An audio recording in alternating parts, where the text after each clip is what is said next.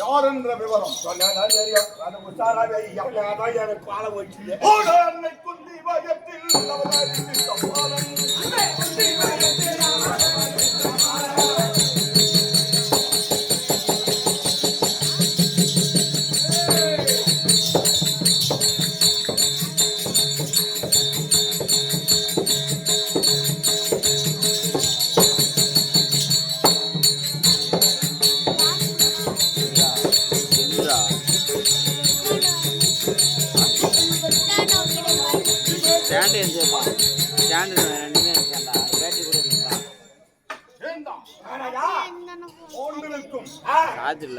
தேவிக்கும் பிறந்த இவர் ராஜாக்கள் யாராரோ இவர் ராஜாக்களிலே எனது அண்ணன் அறத்திலே உருவமானார். ஓ தர்மத்திலே சிறந்தவரானா தர்மபுத்திர மகாராஜா. ஆமாம். அதுக்கு இளையவன் என் பெயர் பீமன். கதாயத்திலே இருந்தவர் பீமசேன மகாராஜா. கதையிலே பயிற்சி பெற்று அதுக்கு இளையவன் அர்ஜுனன், பர்குணன், பரந்தாமன், காண்டீவன், விஜயன், கிருடி, வேடி. வில்லிலே பயிற்சி பெற்றார் அர்ஜுன மகாராஜா. அர்ஜுனன் வாழ்வித்தையிலே பயிற்சி பெற்றார் நகுல மகாராஜா. நகுலன் சாஸ்திரத்திலே மிகுந்தவனான சகாதேவன். ஆமா, ஆராய்ச்சி பேரு. அப்படி பிறந்து சவந்தர்ம ஆசிரமத்திலே பிறந்து கால விதிவசத்தால் எனது தந்தை கெந்தக முனிவசாபத்தால் இருந்து விட்டார். ஓ காரணத்திலே போயிட்டாரு. ஆமா, தந்தையை வரி கொடுத்து விட்ட நாளிலே என் தாத்தாவாகிய பார்த்தார். எங்கள் பரிதாபத்தை கண்டு அர்ஜுனாபுரத்திலே அழைத்து அர்ஜுனாபுரத்திலே என் தாயாதிகள் எத்தனை பேர்கள்? 100 பேர்கள். நாங்கள் எத்தனை பேர்கள்? 5 பேரு. 105 பேரும் ஒற்றுமையோடு சில கல்விகளை பயின்றோம். ஒரு தாய் பிள்ளைக்கு மாதிரி வாங்கினோம். ஒரு தாய் பிள்ளை மாதிரி வாங்கினோம். இந்த ஆட்சி நாங்கள் என்ன செய்தோம்? தினந்தோறும் வேட்டையாடுவது வழக்கம். அப்படி காட்டுக்கு சென்று வேட்டையாடுவது வழக்கம். துரியோதனன் தம்பிமார்கள் என்ன செய்தார்கள்? என்ன பண்ணாங்க? அங்கே அழகான ஒரு மாமரம் இருந்தது. அந்த மாமரத்திலே மாங்கனியை வசித்துக் கொண்டிருந்தார். என் தம்பி சகதேவன் என்ன செய்தான்? அண்ணா, எனக்கு ஒரு கனியை கொடுங்கள் என்று ஒரு மாங்கனி ஒன்று கேட்டாரு. கொடுக்கலாமா? கொடுக்கலாம் தானே? கொடுக்கவில்லை. அவர்கள் மாங்கனியை வலித்துக் கொண்டிருந்தார்கள். ஓடோடி வந்தான். அண்ணா, ஒரு கனி கொடுங்கள் என்று கேட்டேன். கொடுக்கவில்லை அண்ணா. இனியாவது கொடுங்கள் என்று கேட்டான். நான் என்ன செய்தேன்? ஓடினேன், பிடித்தேன், என்று ஆக்கினேன். அந்த மரத்தில் கனி எப்படி விடுமோ அத்தன்மை போல் வீழ்ந்தாங்க. அன்றே பொறாமை கொண்டால் இவனை அழிக்க வேண்டும் என்று பிறகு மறுநாள் என்ன செய்தார்? என் மாமன் கோபாலக்கண்ணன் அர்ஜுனாபுரம் ஒரு பலாக்கனியை கொண்டு வந்தார். அந்த பலாக்கனி எத்தனை? 105 கொலை. 105 கொலை. நாங்கள் எத்தனை? 105. ஆளுக்கு ஒரு தலையாக பிரித்துக் கொள்ளுங்கள் என்று தருமனிடத்திலே சொன்னார். தருமன் என்ன செய்தார்? துரியோதனன் இடத்திலே கொடுத்தார். துரியோதனன் என்ன செய்தான்? ஒரு தலைக்கு ஒரு சொலையாக எடுத்துக் கொள்ளுங்கள் என்று கொடுக்கவில்லை. நான் ஓடோடி வந்து பங்காளிகள் என்ற பட்சத்தில் பிரதிபாகமாக. ஓ, நீ ஒரு தாய் பிள்ளை, நான் ஒரு தாய் பிள்ளை. ஆமா, எனக்கு 52 கொலை வெட்டுங்க. எனக்கு கொடுக்கல. அவன் என்ன செய்தான்? மீண்டும் உண்ணும் உணவிலே விஷத்தை கலந்தான். அப்படி பல கொடுமையில் நான் சாப்பாட்டு பிரியன் அல்லவா.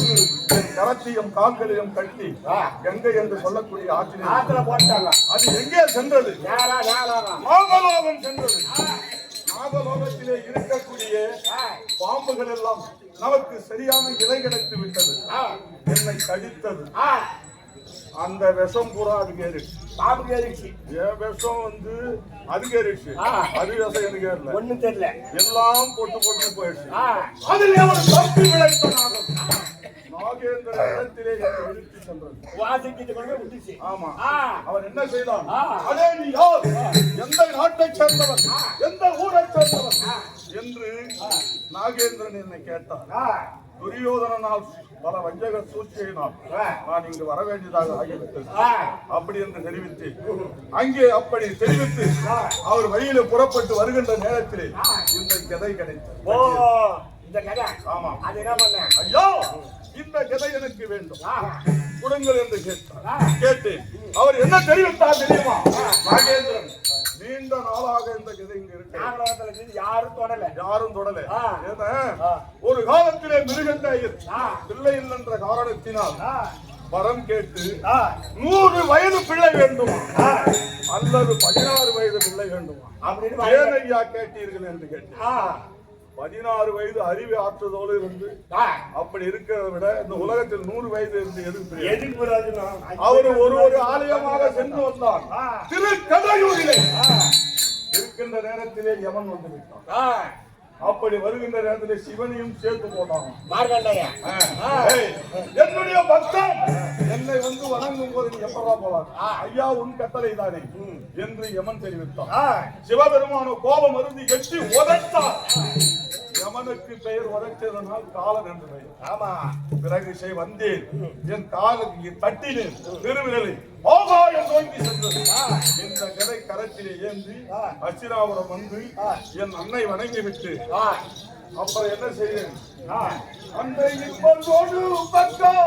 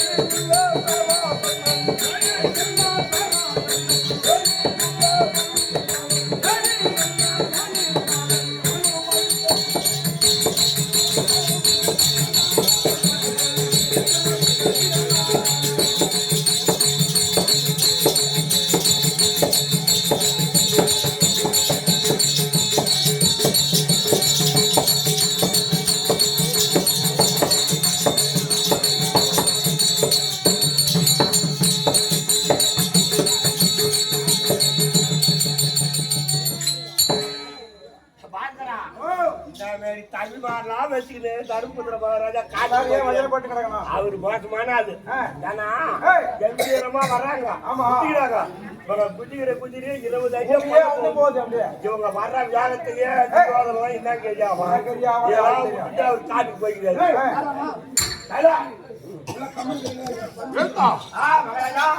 அப்படி காசிக்கு சென்று பல வேத வேதியர்கள் அழைத்து ஈமகடனை முடித்து வருகின்ற வழியிலே அழகான மண்டபம் எங்களை கொல்வதற்காக தந்திரமாக புரோஷன் என்ற மந்திரியை விட்டு எங்களை அழைக்க கொடுத்தாரு அவன் பொறுத்தல நாங்க 4 வாரம் தூக்கி நான் எடுத்தேன் நீ எடுத்த அவன் பல்தாது மினி நீ வலிச்சிட்ட நான் கொஞ்சம் போய் அழகான குரங்க பாதை கொண்டு அது எங்கே சென்றது எங்க போச்சு இடும்பவனம் சென்றது இடும்பவனம் சென்று அந்த வனத்துக்கு அதிபன் இடும்பன் அவன் தங்கை மும்மலக்கண்ணி அவருக்கு 3 மாறு 3 ஸ்தனம் யாரை ஒரு ஆடவனை நினைக்கிறாரோ ஆசைப்படுகிறாரோ ஒரு ஸ்தனம் மறைஞ்சிடும் என்னை ஆசைப்பட்டார் அவளை அண்ணா நான் அவனை ஆசைப்படுகிறேன் என்னை மறுக்கிறார் என்று தெரிவிக்க இடும்பனை மடித்தேன்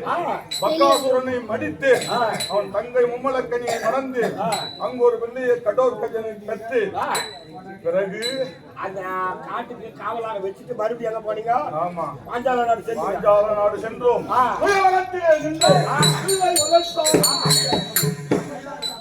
பாஞ்சாலியை மணந்தோம் பிறகு அச்சினாபுரம் வந்தோம் எங்களுக்குரிய பாகத்தை கேட்டோம் கொடுக்கல இன்றோடு 13 வருஷம் ஆகிறது நாட்டை கொடுக்கவில்லை உலகமுகா முனிவனை தூது அனுப்பினார்கள் நாடு கொடுத்தானா கொடுக்கல தெரியல சஞ்சய முனிவனை அனுப்பினார்கள் நாடு கொடுத்தானா கொடுக்கலையா என்று தெரியல என் அண்ணனை காண வேண்டும் புறப்படுவாங்க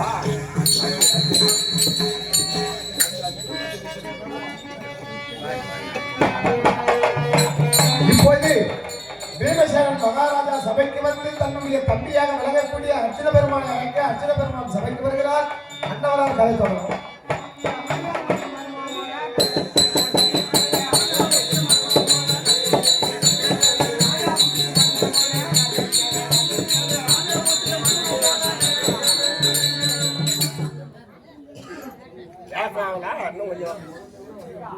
எனக்கு கல்யாணம் பண்ணி வைக்க சொன்னேன் எங்கோ போய் பொண்ணு பாக்குறாங்க எந்த பொண்ணையும் பொண்ணு கொடுக்க மாட்டேன் நாடு காரணம் யாரும் பொண்ணு கொடுக்க மாட்டேன் நாடாது பாப்பா போச்சு அப்படின்னு சொல்லிட்டு ஒரு ஊர்ல போனாங்க ஒரு பொண்ணை பார்த்தாங்க ஐயா பையா உனக்கு கல்யாணம் நடக்கும் எப்ப கல்யாணம் ஆடி போய் ஆவணி மாசம் 30ஆம் தேதி ஆடி போய் ஆவணி மாசம் 30ஆம் தேதி காலமா 6 ஆட்டம் முகூர்த்தம் நானா எல்லாரும் பார்த்து ஆமா வேற ஒண்ணு சரிட்டு பத்திரிக்கை கொடுத்தாச்சு சந்தோஷமா இருக்கிறேன் கோயில் வெடிச்சுப்பா ஒண்ணு வந்து மயில உட்காந்து கல்யாணம் பண்ணிட்டேன் தாலி கட்டேன் சந்தோஷமா இருக்கிறேன் ஏன் சந்தோஷமா நான் முதலில் ஃபர்ஸ்ட் ஆயிட்டு நடத்தணும் ஆமா காலையில மணி 12 ஆச்சு 2 ஆச்சு 3 ஆச்சு 4 ஆச்சு 5 மணி ஆச்சு 5 மணி ஆகி போச்சு மாயா விட்டாரு வச்சு தராங்க உங்களுக்கு எதுக்குடா தெரியும் என்ன பண்ணாங்க 5 மணிக்கு மாயா வந்து 9 தட்டு வச்சு கால் காட்சி வச்சு நேரா எங்க கிட்ட வந்தாங்க வச்சுட்டாங்க ஆமா மாப்பிள்ள நாளைக்கு ஆடி பிறகு போகுது எங்க பொண்ணு எங்கூட்ட ஆடி வச்சே தராங்க உனக்கு விளையாடா ஒரு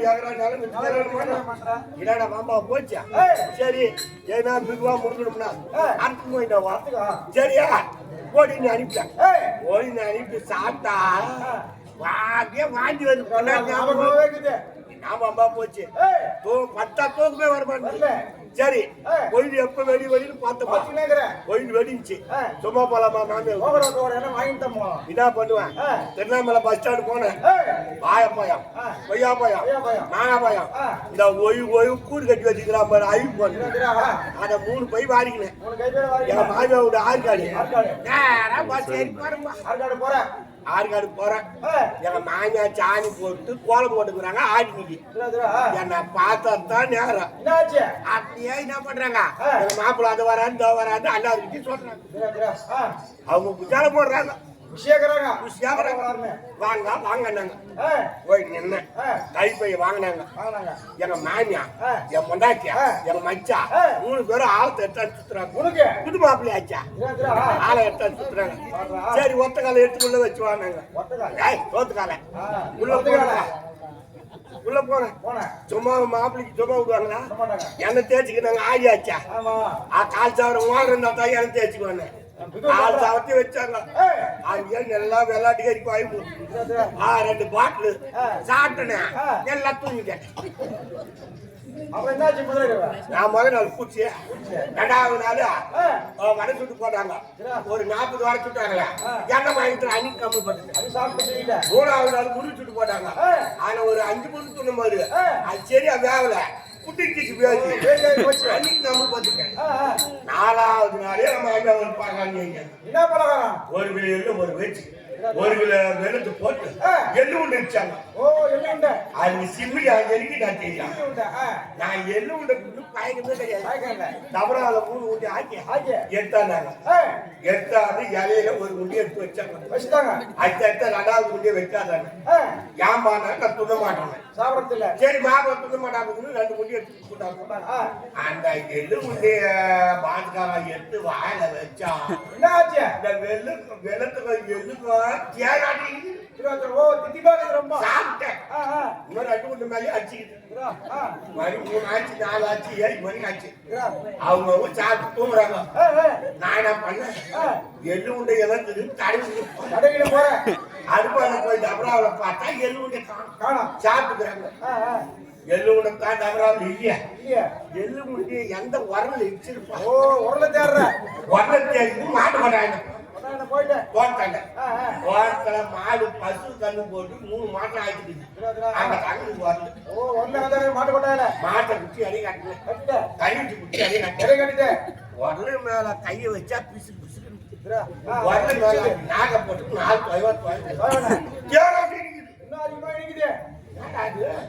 உரல மேல எப்படி இருக்குதா உரல உள்ள தனி விட்டு நாங்க உரல விட்டு தனி விட்டு 4 விட்டு இஷ்டா உரல கைய வாப்பாடுறது திருக்காடு மாட்டிக்கிச்சுனால 4 பாய்ச்சல்ல மணி 2 ஆச்சு 3 மணி ஆச்சு 4 மணி ஆச்சு 4 மணி ஆகி போச்சு இந்த வில்லுவாடி சங்கு 3 குச்சம் சங்கு போடுறாங்க எங்க மாமியார் என்ன பண்ணாங்க ஒரு தேர் மேல கவர் போட்டு ஒரு ஜீப் எடுத்து ஒரு கிணத்துல எண்ணெய் எடுத்துட்டு நேரா வர டைம் ஆகி போச்சு பால் கண்ணு விடும் அது ஏன் இலக்கணமா சொல்லணும் அண்ணன் சும்மா இல்ல நான் தான் மாடு சொல்லிட்டு அது 10 மணிக்கு அவுத்து விட்டாங்க அது சியான நாடு போட வராது சரியா நான் தான் சொல்லலாம் பார்த்தா வாட்டு அப்புறம் குடிச்சிருச்சு 4 மணி நேரம் இருந்துச்சு நேற்று கூட 1 கிலோ புண்ணாக்கு தவிர காமிச்சா தமிழ்நாட்டு மாடு தோறு குத்துறியா